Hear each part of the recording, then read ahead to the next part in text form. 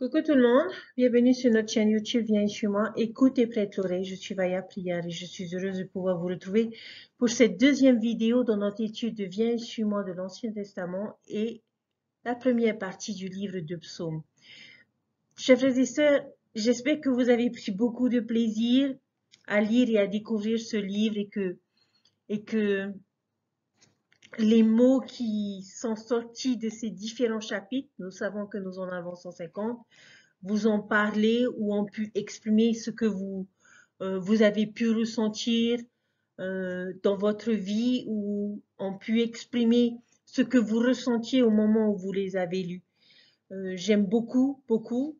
J'ai appris à beaucoup aimer ce livre de psaumes, savoir que ce sont des prières sincères qui ont été adressées entre un homme et Dieu pourraient être inspirants pour nous-mêmes dans la relation que nous chercherions à établir avec notre Père Céleste.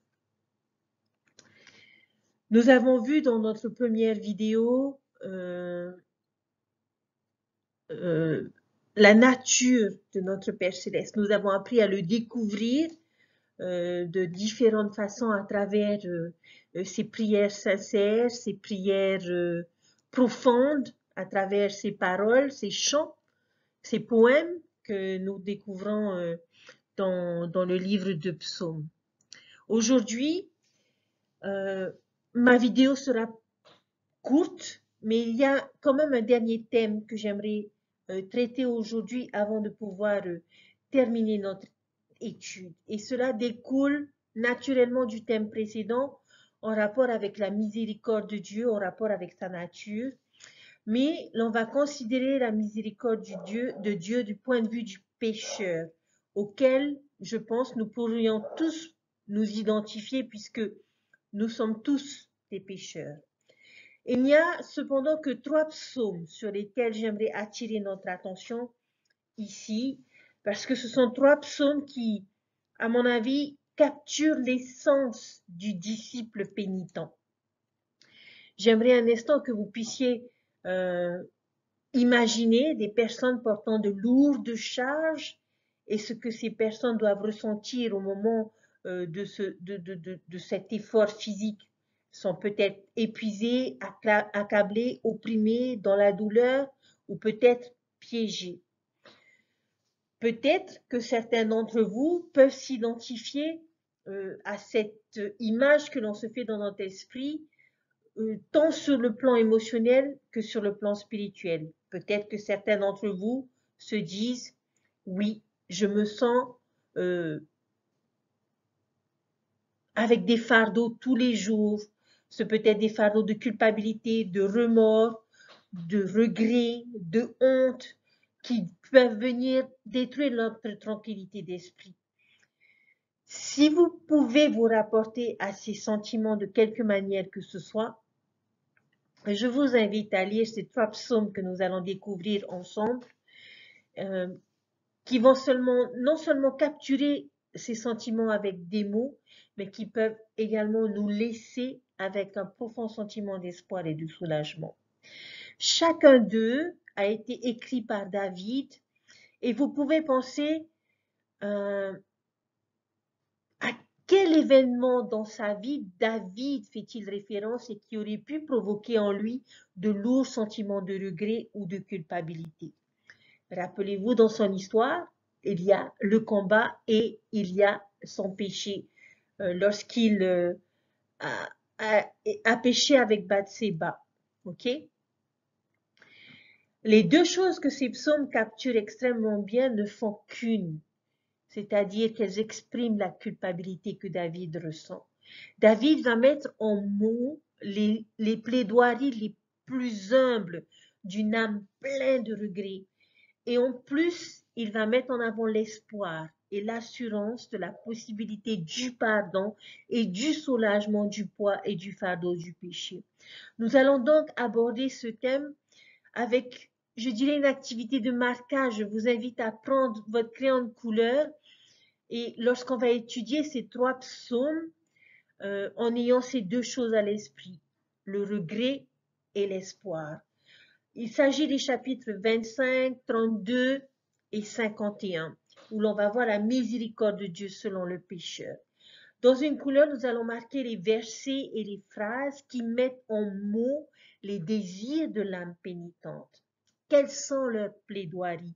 Quelles sont leurs envies? Et je vous invite à trouver ces phrases et à les marquer.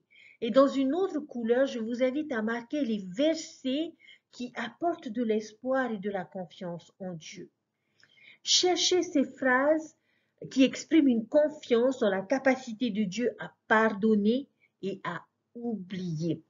Donc, nous allons voir d'un côté les phrases du pénitent et nous allons voir de l'autre les promesses.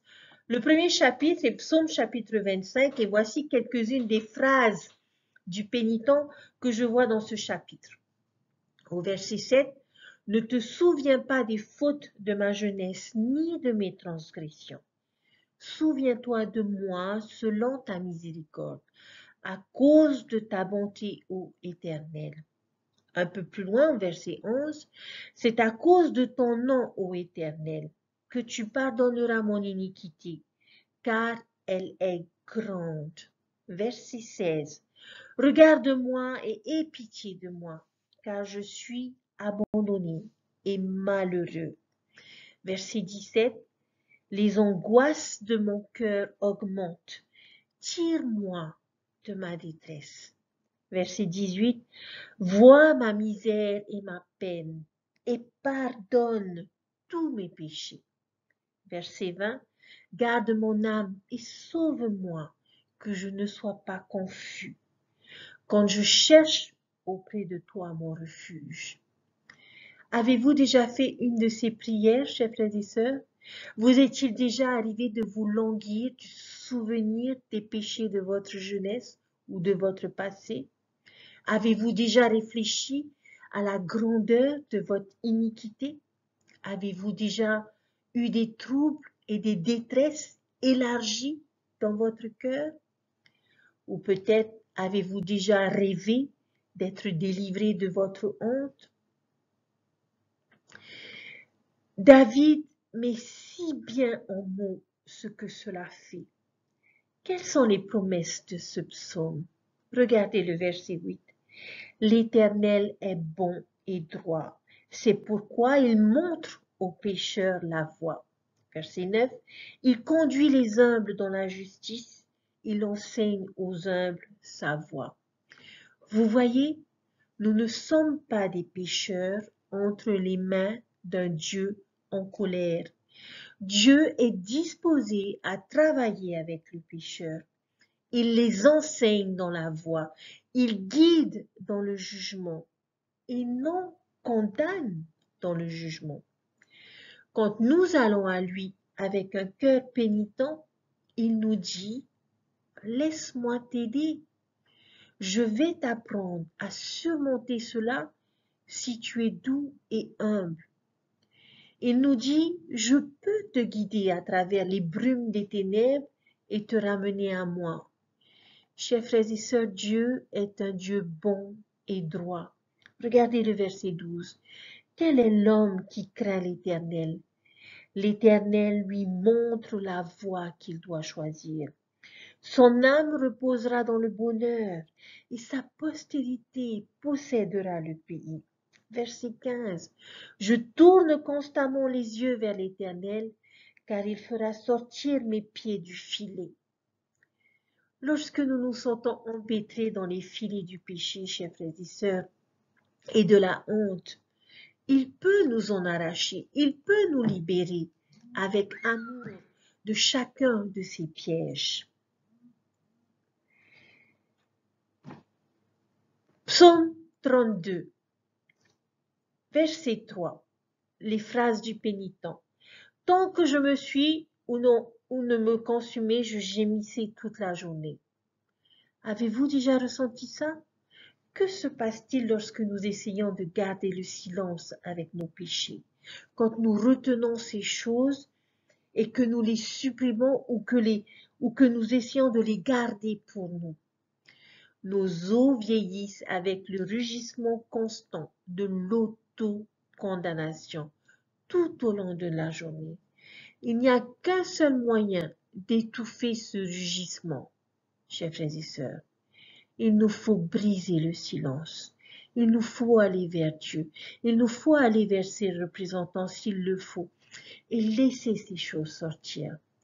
La confession est un acte de guérison et de libération. Le rugissement dans notre tête cesse lorsque nous nous confessons. Verset 9. Ne soyez pas comme un cheval ou un mulet sans intelligence. On les freine avec une bride et un mors dont on les pare, afin qu'ils ne s'approchent pas de toi. Chers frères et sœurs, nous ne voulons pas être comme le cheval ou le mulet qui doit être tiré ou bridé ou contraint à l'action. Nous voulons, et en tout cas je l'espère, venir à Dieu volontairement, librement et avec joie. Dans le manuel d'instruction de l'Église aux dirigeants de la prêtrise qui travaillent avec ceux qui ont gravement péché, l'une des choses qui leur est demandée de prendre en compte lorsqu'il s'agit de toutes sortes de mesures disciplinaires est de savoir si la confession était volontaire ou contrainte. Ont-ils été pris en flagrant délit par quelqu'un d'autre ou se sont-ils manifestés de leur propre gré? Maintenant, les deux peuvent encore être pardonnés, mais ceux qui sont amenés à Dieu sans mort et ni bride connaissent généralement un chemin plus rapide à travers la repentance. Voyons à présent les promesses de ce psaume. Verset 1. Heureux celui à qui la transgression est remise, à qui le péché est pardonné. Verset 5. Je t'ai fait connaître mon péché, je n'ai pas caché mon iniquité. J'ai dit, j'avouerai mes transgressions à l'Éternel, et tu as effacé la peine de mon péché. Verset 7. Tu es un asile pour moi, tu me préserves de la détresse, tu m'entoures des champs de délivrance. Verset 10. Beaucoup de douleurs sont la part du méchant, mais celui qui se confie en l'Éternel est environné de sa grâce. Chers frères et sœurs, sentez-vous l'espoir et l'assurance dans chacun de ces versets? Dieu aime pardonner à ses enfants. Il peut les couvrir, il peut nous préserver, il peut nous délivrer. Sa miséricorde nous entoure. Alors, confessons-nous, chers frères et sœurs. Psaume 51. Ce psaume, par-dessus tous les autres, je pense, capture vraiment la disposition du pénitent. Et c'est fondamentalement le psaume entier que je vais lire. Et je pense que lorsque l'on parle de repentance, on va souvent droit à une compréhension doctrinale du principe. Nous parlons des étapes de la repentance, nous parlons des exigences de la repentance, nous parlons de la nécessité de la repentance. Nous pouvons même essayer de schématiser et de calculer la nature de l'expiation et l'équilibre de la justice et de la miséricorde de Dieu. Mais ici, nous laissons tout cela derrière nous et nous ressentons simplement le principe de la repentance. Nous ressentons la tristesse et le désir de miséricorde de David. Ô Dieu, aie pitié de moi dans ta bonté. Selon ta grande miséricorde, efface mes transgressions. Lave-moi complètement de mon iniquité et purifie-moi de mon péché. Car je reconnais mes transgressions et mon péché est constamment devant moi. J'ai péché contre toi seul et j'ai fait ce qui est mal à tes yeux, en sorte que tu seras juste dans ta sentence, sans reproche dans ton jugement. Voici, je suis né dans l'iniquité, et ma mère m'a conçu dans le péché. mais tu veux que la vérité soit au fond du cœur. Fais donc pénétrer la sagesse au-dedans de moi. Purifie-moi et je serai pur. Lave-moi et je serai plus blanc que la neige. Annonce-moi l'allégresse et la joie, et les eaux que tu as brisées se réjouiront. Détourne ton regard de mes péchés, efface toutes mes iniquités. Ô Dieu, crée en moi un cœur pur, renouvelle en moi un esprit bien disposé.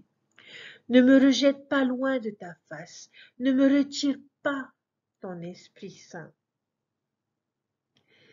Rends-moi la joie de ton salut et qu'un esprit de bonne volonté me soutienne.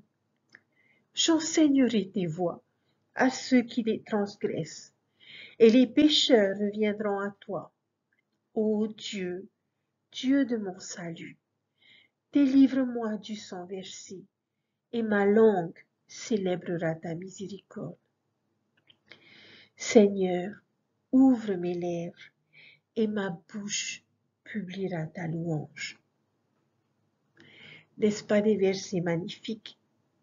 Maintenant, pouvez-vous sentir la repentance sincère de David dans ces versets? Pouvez-vous rapporter d'une manière ou d'une autre toutes ces choses?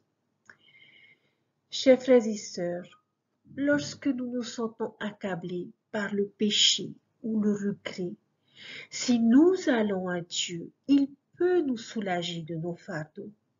Et je souhaiterais que nous puissions repenser à ces images que nous avons imaginées en début de leçon, ces fardeaux posés sur nos épaules.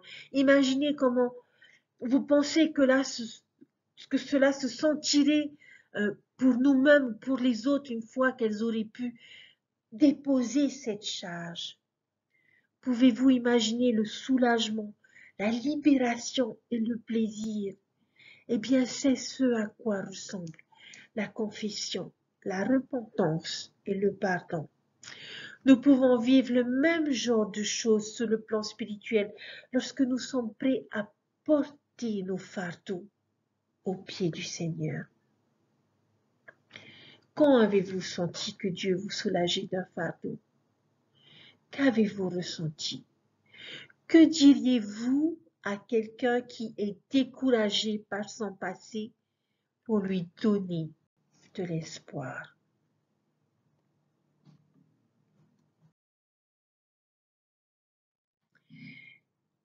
Eh bien, c'est ce que David vient de nous apprendre par son exemple. Nous apprendre à faire ce que nous devons faire lorsque nous nous sentons accablés par les charges de la vie. Quand nous nous sentons accablés, chers frères et sœurs, parlons à Dieu. Ne le supprimez pas de votre vie. Ne le cachez pas. N'allez pas dire à tout le monde à quel point vous êtes terrible ou à quel point vous devez être un disciple épouvantable. Non. Allez à Dieu. Ayez confiance en sa bonté et en ses tendres miséricordes. Soyez prêts à faire ce que vous devez faire pour réparer et faire les choses qui vous aideront à changer votre cœur. Mais je prie que vous trouviez réconfort et paix en sachant que Dieu peut pardonner et qu'il pardonne. Puisque nous étudions et apprécions le pouvoir des hymnes de l'Ancien Testament, il serait peut-être approprié d'inclure ici aussi un de nos cantiques. Et un cantique que j'aime beaucoup et qui, selon moi, capture très bien ce thème que nous avons étudié aujourd'hui. Et dans notre cantique de c'est l'hymne numéro 66, oui, tes commandements. Je vous invite à écouter et à méditer les paroles de ce chant. Oui, tes commandements sont doux à notre cœur. Tu veilles sur nous constamment et tu calmes notre peur.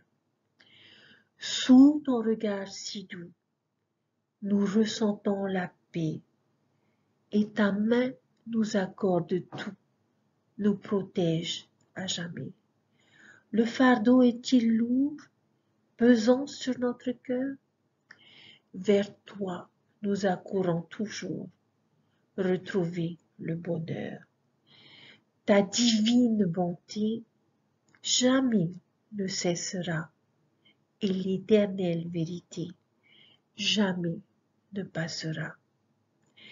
Chers frères et sœurs, je prie pour que lorsque vos charges anxieuses pèsent sur vos esprits fatigués, vous vous souviendrez de la promesse des supplications de David et que vous déposerez vos fardeaux aux pieds de notre Seigneur et que vous porterez une chanson et une prière dans votre cœur. C'est sur ces choses que je vais conclure cette première étude du livre de Psaumes. Elle m'a beaucoup fortifiée. Et j'aimerais vous témoigner que Dieu vit et qu'il nous aime. Qu'il aime pardonner à chacun de ses enfants. Tout ce que nous avons à faire, c'est aller à lui, nous confier à lui, nous confesser de façon volontaire et que nous ayons le désir de changer notre vie, changer notre cœur pour pouvoir être davantage heureux dans notre vie. Dieu vit, Jésus-Christ vit. Notre Sauveur a accepté de mourir sur la croix pour que nous puissions être pardonnés pour nos imperfections et nos erreurs.